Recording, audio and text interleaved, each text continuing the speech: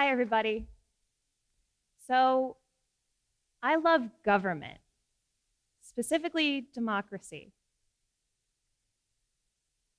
And I know that sounds absolutely crazy, particularly today.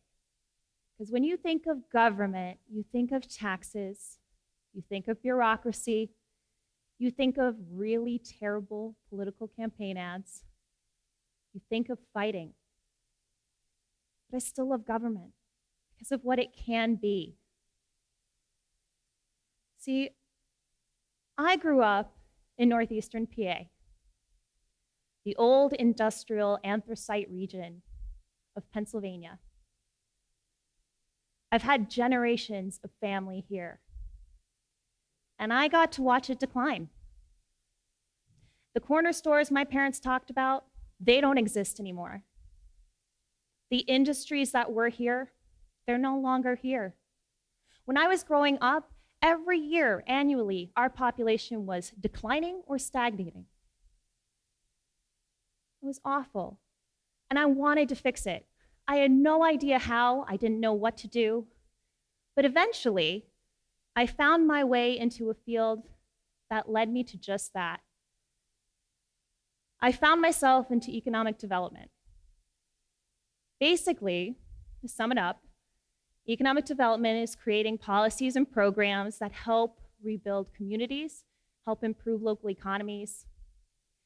Think about it like the big things you hear on the news, the big incentive programs that brought that business here, or my personal favorite, helping that entrepreneur get off the ground, helping to encourage and promote small businesses. That's what I really enjoyed. I spent nearly a decade in economic development across multiple jurisdictions. I've been in a number of different states, and I've had the pleasure of working with dozens of different communities. And what's so interesting is when you start to work with all those different communities, you notice something. Everybody wants the same thing. Everybody. Doesn't matter which town you're in which state you're in, everybody wants the basics. They want to feel safe, they want great sanitation, clean air, good water, they want, of course, good sewer, they want their trash picked up, they want great job opportunities, and they want great recreational opportunities. That is what people want. But you know the kicker of all this? When I would go in and talk to these different community groups, elected officials, I could tell right off the bat which communities were going to achieve it.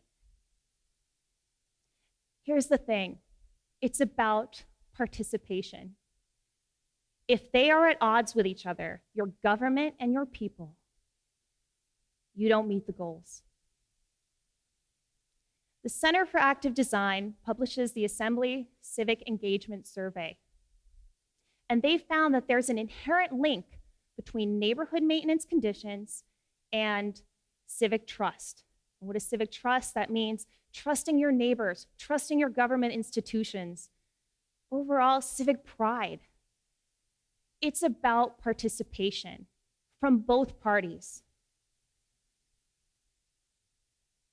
So there are a lot of communities that have figured out how to do this. For example, Eau Claire, Wisconsin, they wanted their public to have a say in what happens with the future of the development of their public facilities, and they needed help problem solving. So in 2007, they got together and said, we're gonna create a vision called Clear Vision Eau Claire. We'll start this process, we'll do some visioning sessions, we will get everyone together and have community meetings, and we'll set the parameters for how we move forward. We'll set the vision for 2030. Guess what? They started that in 2007. It's still going strong, even with COVID. New York City, 2011, 4 city council members decided, hey, let's start a participatory budgeting process. It's your tax dollars. You should get a say in what they go for. So what did they do? They got together neighborhood groups. People could just show up and give their opinion on how to spend capital discretionary funds. And they did. It was a huge success. Now you can go online to New York City's website and you can find that they're still actively looking for ideas. Every year, you send in a thought as a resident, and you get to vote and pick which projects over $30 million in public funds go to. Participatory budgeting has become incredibly popular. Actually, it's gone universal. Across the world, people are doing this. You see, the thing about governments, we originally created them for some basic needs. We're living in a place and we have our food. We don't want them to come take our place and our food. Very simple. But over time, that's evolved. The role of government's now still that, we have our place and our food, but now it's also setting parameters for our well-being. How do we live happily together in our community? And what's been so interesting in the last few years, with the pandemic, with the calls for equality and equity, people are really interested in getting involved in their governments, or at least trying to. But having worked in it, I'll tell you, laws are super complicated. Forms are ridiculously long, and quite honestly, if you don't know where to look for a notice about a meeting, what do? All of a sudden, the door seems shut. Not to mention, if you show up to a public meeting, there is nothing worse than walking into a room, having everyone turn and look at you, and you have no clue what to do. You sit down awkwardly, and then they expect you to come up to a microphone and tell people your thoughts. It's a bit intimidating. So I'm going to give you some tips of the trade and some things to know and the basics, because participation, it matters so much, and you have the absolute right to it. So the basics are public meetings. Governments have them once a month. They're always at the same time, on the same day of the month. Of course, there's holidays, so they'll work around that. But they're second Tuesday of the month, third Wednesday of the month. And you are welcome as a resident to show up and make a public comment. Information about them is located in the newspaper. And if you can't get a newspaper, then go online and just search through the classifieds. But you'll find the information.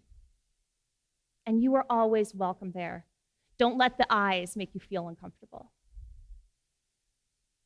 Now, okay, maybe that's not the case. Maybe you don't want to stand there and tell people about your issues. Maybe you actually want to be more involved. You know what? Boards and commissions. Let me tell you the greatest secret, really. Residents are needed to staff boards, commissions, and committees. Anyone can be on these.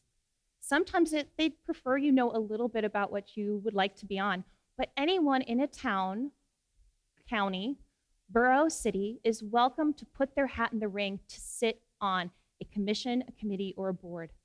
You don't need to be elected. You just need to submit information. Feel free to ask. Usually on their websites they have some information, but reach out and just say, I'm interested in Parks and Recreation. Hey, I want to be involved in zoning. There is a place for you. And if that's not quite the case, you're really not interested in being involved in government, you'd like to be on the outskirts, there's tons of nonprofits, and there's tons of different community groups. If you have an issue, I guarantee you there's somebody out there with the same exact issue, and you can find a group to participate with. Now you're still saying, but I still feel like it's closed. They don't listen to me. Okay. You have a right, though. Here's two terms to familiarize yourself with: open government and sunshine laws. So open government is this movement to transparency. You have the right to data. The government's collecting tons of stuff. Why not give it to everybody? Go on any federal website and you will find tons of databases, tons of data drops, anything you can think of, it's out there for you. You just have to look for it. And slowly, even more government agencies are moving in that direction. Sunshine laws, During the 1960s, there was this push to say, we the people should have access to basic information. We should know when meetings are. We should have the agenda. We should get the minutes. I mean, hey, we should know. So they differ from state to state, but the idea is different states and different sunshine laws have their specifics, but you have the right to information. You should know when that meeting is. It should be published. Always ask. You have that right. And if all of a sudden you say, I don't know, where can what do I do? The neat part about a lot of think tanks and universities is they're starting to really track this. Government transparency is a big deal. So MIT's government lab in 2018 put out a report. They looked at 9,000 municipal government websites across 50 states. They looked at those websites for information. They wanted to know specifics. What's there? What's up to date? 70% of them had up-to-date meeting information, proper date, proper time, how to go. Less than 50%, though, actually had information that's in the Freedom of Information Act. They didn't have information on how to even contact somebody if you wanted more information. Cityethics.org looked at 5,500 government websites across the country, school boards, counties, cities. They set a bunch of parameters. They said, okay, here's all our criteria. You have to have your meeting minutes, your agendas, budgets, basic information of who to contact, who your elected officials are. 5,500 websites, 39 of them met it. 39. Now, I'm not going to fault all local governments. A lot don't have the money, the staff. Heck, they might not even have somebody who can update that website. Or they might not know unless you ask. If you don't ask, they might not even know that they should be putting this information out there for you. But just remember, you have the right to participate. If there is anything you take away from today, it's so, so important. And the really interesting part with COVID and the times of the pandemic, all of a sudden, we're at home. Meetings are on Zoom, they're call in, and you know what? I see it as an opportunity because they have to publish their agendas ahead of time. You can email your questions, think them out, search, and figure out what you want to ask. All of a sudden, the door is more open than ever. And truthfully, it's just a matter, everyone has the keys of finding the right one. So remember, participation is everything, and it is absolutely your right. Just remember, you have the keys, just have to find the one to the right door. Thank you.